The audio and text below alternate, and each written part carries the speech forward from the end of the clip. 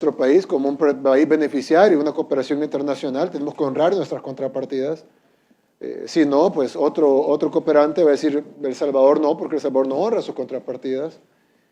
Y el otro punto es de que nos elimina totalmente la posibilidad de buscar un Fomilenio 3 u otra cooperación similar de parte de Estados Unidos. Yo creo que esto, y lo hablábamos hace un rato, no debe de ser visto de una manera política partidaria y mucho menos política electoral, como se está viendo hoy en la Asamblea Legislativa. El proyecto está ahí, ellos lo tienen en sus manos. Y quiero aclarar algo, la oposición se ha encargado, incluso yo he visto con extrañeza incluso, personas que han llegado a entrevistas televisivas, economistas, supuestamente de prestigio, que han dicho, el presidente tiene en sus manos ya el decreto solo para que lo firme. Y yo digo, ¿de verdad estas personas son economistas? ¿De verdad estas personas saben de lo que están hablando? La Asamblea Legislativa, y yo siempre he dicho que en política hay dos tipos de cosas que se pueden decir.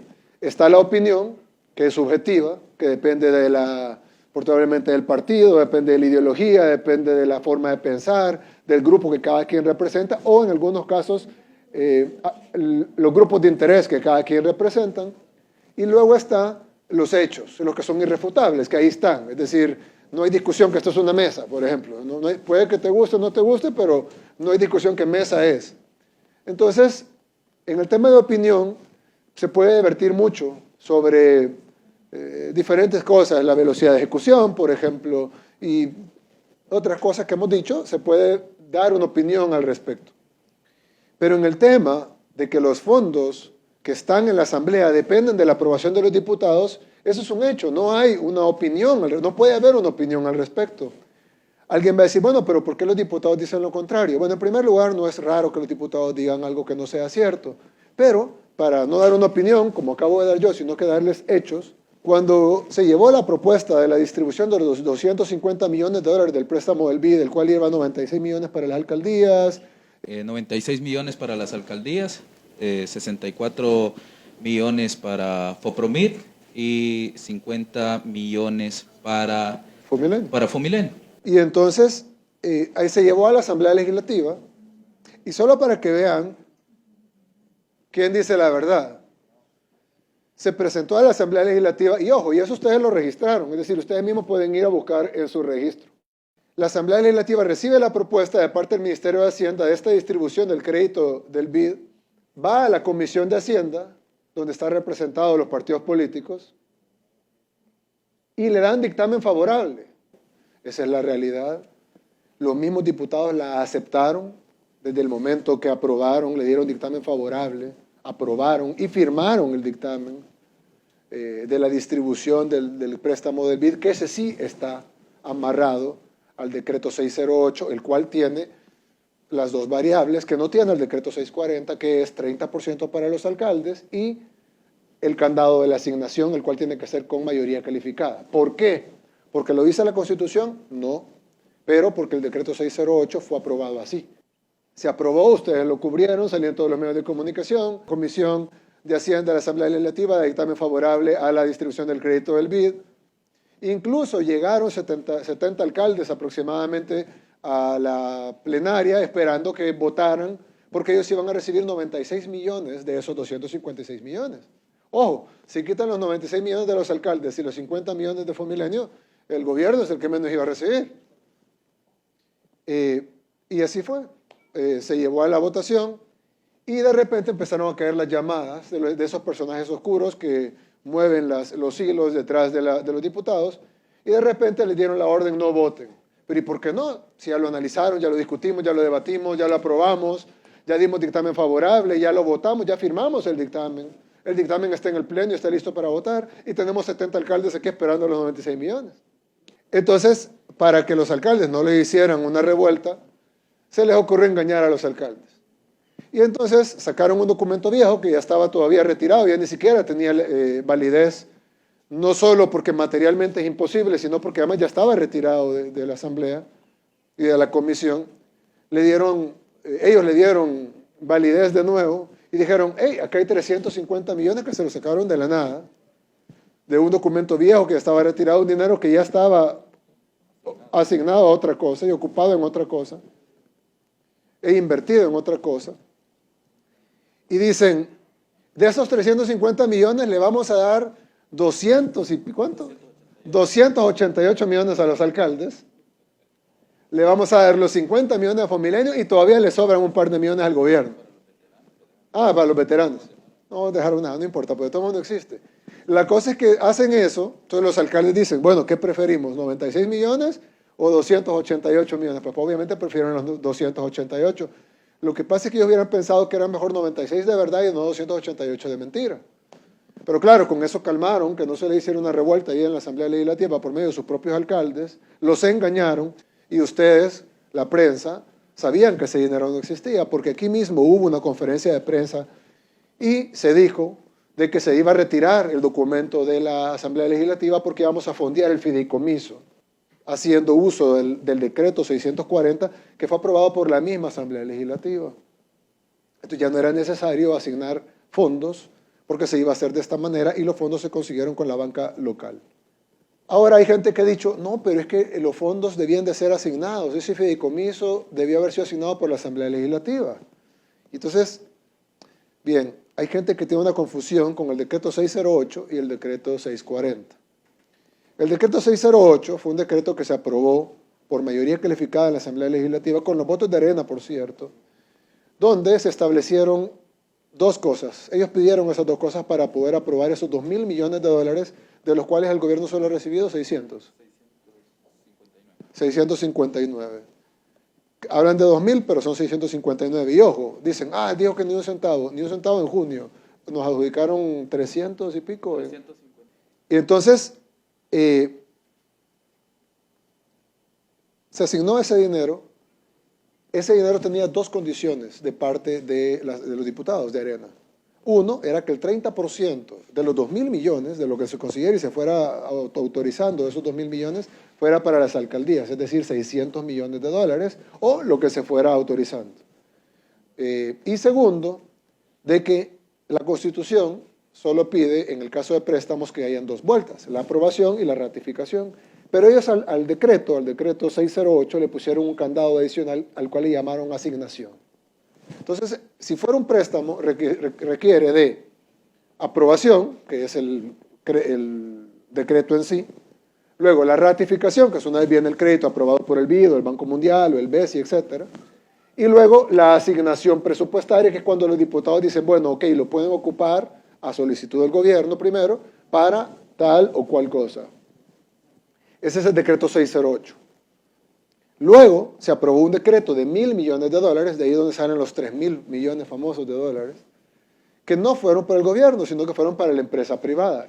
Se hizo esa negociación en aquel tiempo con el expresidente de la ANEP, Luis Cardenal, con miembros de la empresa privada, y se hizo un paquete de 1.000 millones de dólares, el cual se iba a ocupar 600 millones de dólares para financiar un fideicomiso, que es Firempresa, que está en Bandesal, el cual se iba a dividir 140 millones de dólares que iban a ser utilizados para financiar las planillas de las MIPYMES. Todas las micro, pequeñas y medianas empresas formales, empresas que tuvieran menos de 7 millones de dólares de ventas al año y menos de 99 empleados, iban a poder recibir, todavía tienen chance para aplicar, y todas las empresas que cumplan esos requisitos, se les paga la planilla que tenían en febrero, la mitad en un mes y la mitad en el siguiente mes. 140 millones para eso. 360 millones de dólares para préstamos con un año de gracia al 3% de interés a las empresas formales y 100 millones de dólares para préstamos para las empresas llamadas informales o trabajadores por cuenta propia. Esos son 600 millones de los 1.000 millones. Los otros 300 millones están en el decreto 640, es un decreto legislativo sancionado por el presidente, publicado en el Diario Oficial y por ende ley de la República. Se ocuparon, como dice el decreto, se asignaron ahí en ese mismo decreto, porque no tiene un tercer candado como el decreto 608, para pagar a los proveedores del Estado, los cuales todos son empresas privadas. Y los otros 100 millones restantes de esos 1.000 millones estaban para devolverle el IVA a los exportadores para incentivar la exportación que estaba deprimida por la pandemia. Y se le pagó el IVA a los exportadores de esos 100 millones. Ahí se cumplió el decreto 640. El decreto 640 es ley de la República, aprobada por los diputados por mayoría calificada, está asignado el dinero, fue firmado por este servidor, fue sancionado, fue publicado en el diario oficial y fue ejecutado. Por lo tanto, ellos no pueden decir, vamos a reformar el decreto 640, porque, ¿qué es lo que hicieron? Reformaron el decreto 640, pero el decreto 640 es letra muerta. Es decir, ese ya se ejecutó. El único dinero que no se ha ejecutado es el dinero que está en el fideicomiso. Pero ese dinero que está en el fideicomiso está protegido primero por la ley de bancos, porque es un fideicomiso.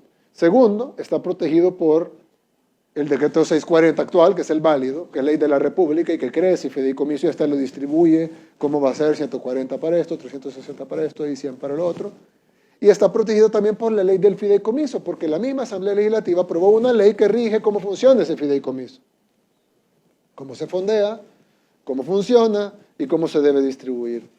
Por lo tanto, de esos 1.000 millones, que son para la empresa privada, no para el gobierno, están utilizados. Y lo que no está utilizado, que si bien alcanzaría para lo que los diputados quieren redistribuir ahora con su reforma, primero tendrían que reformarlo bien, porque no lo han reformado bien. Segundo, tendrían que reformar la ley del fideicomiso. Tercero, tendrían que reformar la ley de bancos. Y cuarto, necesitarían que yo sancionara y no vetara ninguna de esas tres reformas. Y lo otro es que le estarían quitando el dinero a las empresas salvadoreñas, no al gobierno, porque el fideicomiso no es para el gobierno, el fideicomiso es para las empresas. El gobierno no puede prestar del fideicomiso. Son préstamos para las empresas y para el sector informal. Así que no hay ningún dinero ahí. Y los diputados lo sabían. Lo que les estoy explicando ahorita, el decreto 640, es público, cualquiera lo puede leer y darse cuenta que lo que estoy diciendo así es. El hecho de que no necesita asignación, ese tercer paso o segundo en el caso de los bonos, es un hecho, cualquier abogado lo sabe, constitucionalmente así es. Además, el decreto 640 no incluye ese candado adicional que sí incluye el decreto 608. Y venir a decir un economista o un jurista que no es así, es tratar de engañar a la población, porque evidentemente lo que estoy diciendo ahorita está libre de opinión, es decir, son hechos consumados.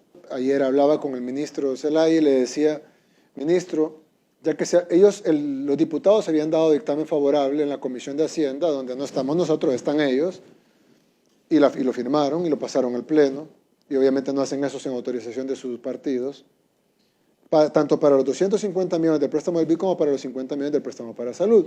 Por eso es que salen 96 millones para los alcaldes, porque se cuadran los préstamos duros. Entonces, le dan dictamen favorable y luego lo retiran misteriosamente, aunque nosotros sabemos por qué, y dejan parado a Fomilenio.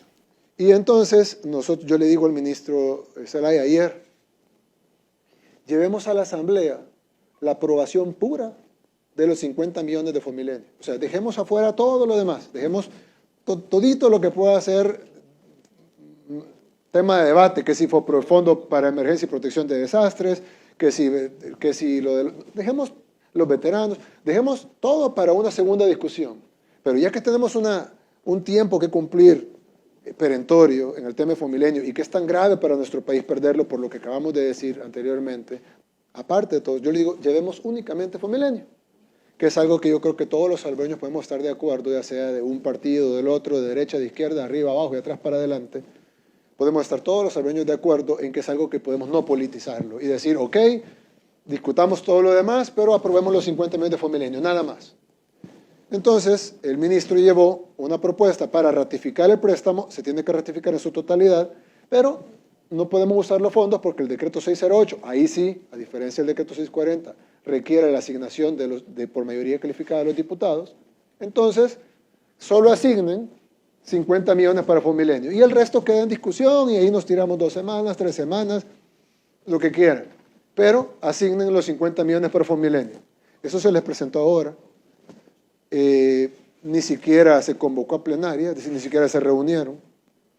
Pero tenemos plazo para salvar la parte de que por lo menos vuelva a caminar. Correcto. Pero yo creo que es decir, si algo demuestra que necesitamos una asamblea legislativa que quiera trabajar, no con el gobierno, por el país, es esto. O sea, digamos que no les gustan nuestros proyectos, digamos que no les gustan las cosas que les enviamos, no están de acuerdo con este gobierno, ok, Frifomilenio, ¿qué es lo que no están de acuerdo? Fue firmado por el gobierno anterior, ha sido diseñado de la mano con el gobierno de Estados Unidos, la contrapartida es pequeña en relación al beneficio que el país tiene y a los cientos de millones de dólares donados por el gobierno de Estados Unidos. Es para beneficio de la gente directo, no es para beneficio del gobierno. Es más, cuando inauguramos una obra familiar, a pesar que ellos no pusieron un ladrillo, ellos salen a decir, nosotros lo empezamos. Bueno, ayúdanos a terminarlo, pues. Pero nos lo bloquean y cuando lo logremos hacer de alguna manera van a salir a saber con sombrero ajeno. Digan que fueron ustedes, está bien, pero apruébenlo. Es más, llevar a los diputados a que corten la cinta, Romeo, pero que nos aprueben los fondos. Porque necesitamos ese bienestar para la población. Hacemos el llamado a la Asamblea Legislativa a que por favor hagan su trabajo. Es bien fácil, nuestro trabajo es más difícil. O sea, ejecutar es más difícil que solo aprobar, pero hagan su parte, solo es aprobar. Yo una vez dije que levanten la mano y el presidente de la Asamblea en ese entonces, Norman Quijano, dijo, no, si aquí no levantamos la mano, aquí tenemos pantallas touch. Yo le digo, bueno, más fácil, solo tienen una pantalla touch, un botón. Dijo, no es botón, es una pantalla. Yo digo, bueno, siempre son botones, pero no importa, solo tienen que apretar sí. Y con eso van a poder darle al país, no 50 millones, van a poder darle al país todas estas obras que valen muchísimo más de 50 millones y evitar una debacle en el tema de cooperación que significaría no aportar nuestra contrapartida para Fomilenio 2. Queda habilitado en este momento el espacio para interrogantes por parte de la prensa. Vamos a iniciar con Merlin del CID de CNN. Presidente, buenas noches a los funcionarios. Noche. Dos preguntas. Una, presidente, una corte en Estados Unidos obligó a DHS a ampliar por 9 meses más el TPS para varios países, entre ellos El Salvador. Esto, además de ser una buena noticia para los tepecianos directamente, para sus familias, también tiene implicaciones económicas para el país, pero también, presidente, le da un plazo de 9 meses más a su gobierno para buscar una solución definitiva a este tema o buscar una nueva ampliación. Pero eso tendrá que ser con la nueva administración.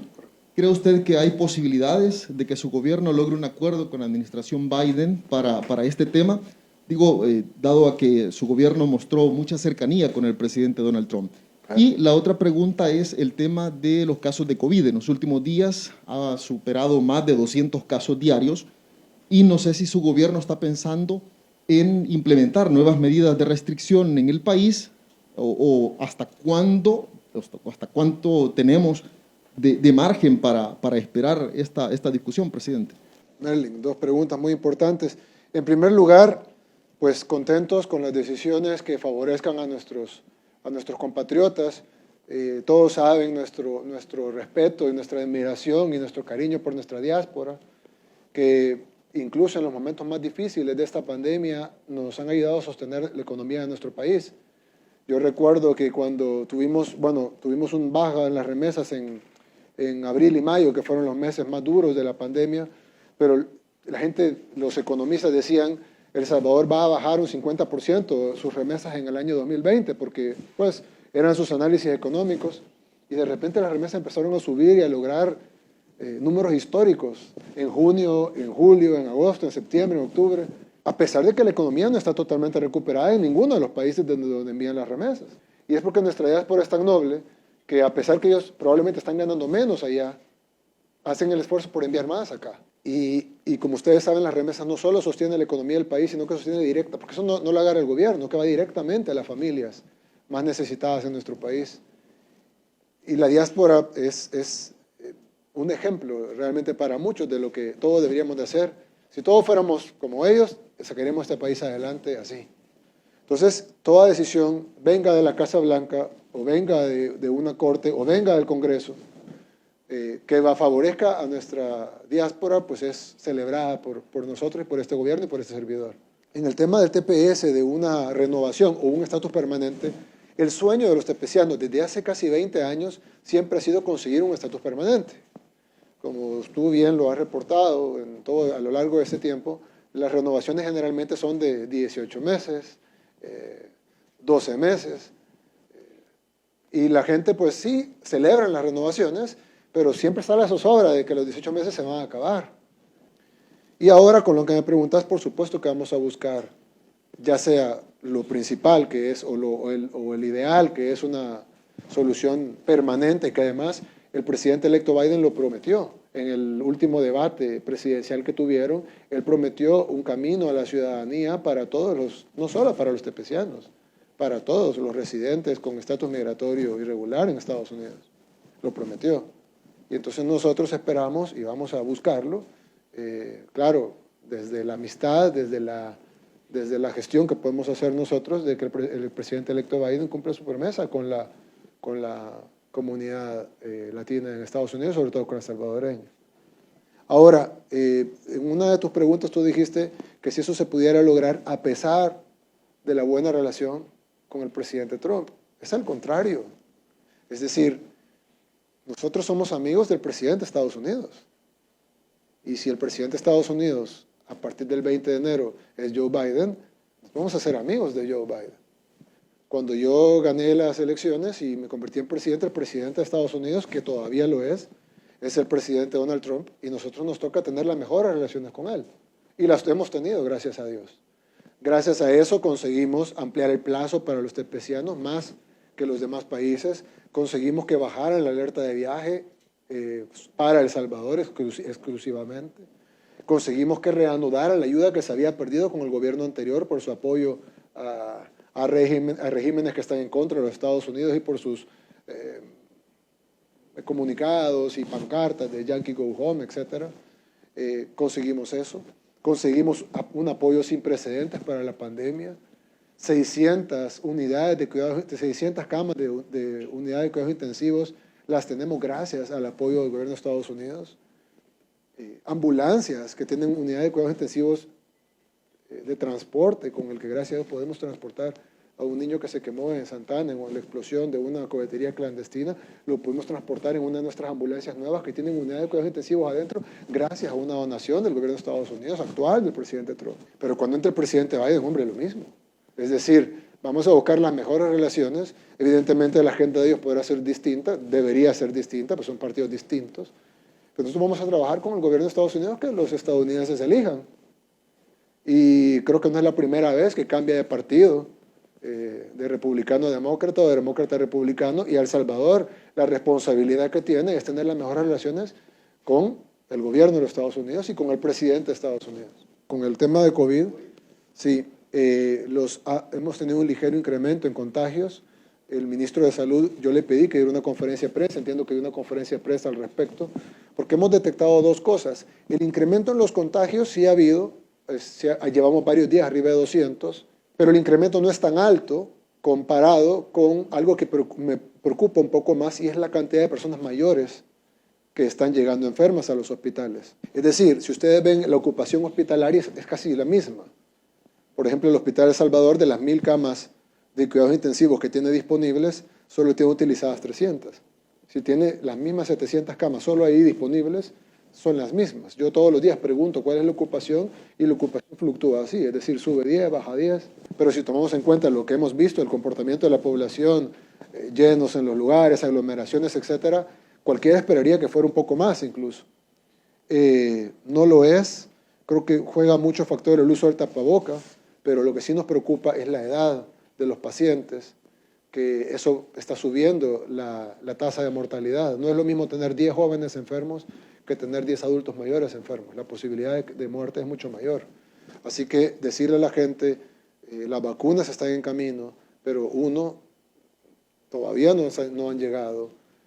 Se va a empezar a vacunar con un criterio de que tenga más riesgo, menos riesgo. Esto va a tomar tiempo, no en El Salvador, sino en el mundo. Y mientras tanto, pues las medidas son las mismas. Al final de cuentas, yo tengo que trabajar, tengo que salir, tengo que ir a comprar, tengo que hacer mi vida, ok, pero por lo menos utilice la mascarilla. Pero el lavado de manos y el uso de mascarilla, entre todos, reduce el 95%. Con solo que hagamos eso, podemos reducir muchísimo la probabilidad de contagio y por ende la mortalidad. Y, por favor, cuidemos a nuestros mayores de edad y a las personas que tienen comorbilidades como insuficiencia renal, obesidad mórbida, cáncer, hipertensión crónica, etc. Tratemos de cuidarlos más, porque son las personas que son más propensas a fallecer de COVID. Si ya no hay preguntas, solo quería hacer dos temas.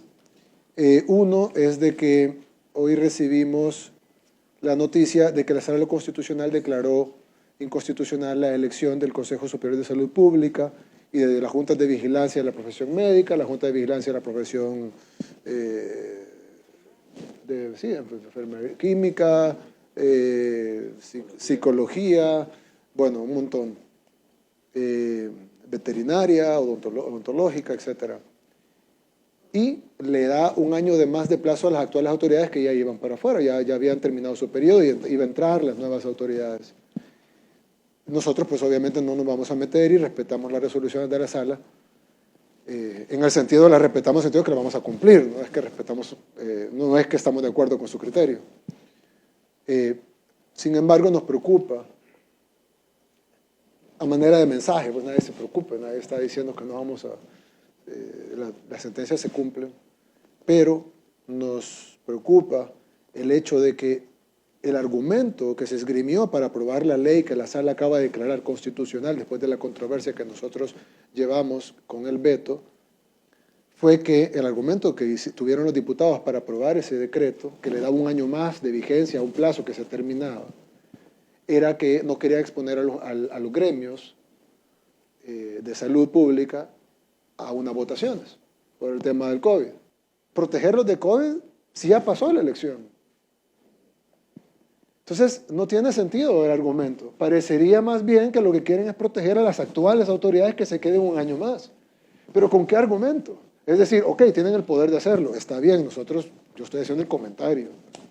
Pero, si el objetivo era proteger a las personas, a los trabajadores de la salud, que no fueran a votar, pues se hubieran aprobado antes, o lo hubieran declarado constitucional antes.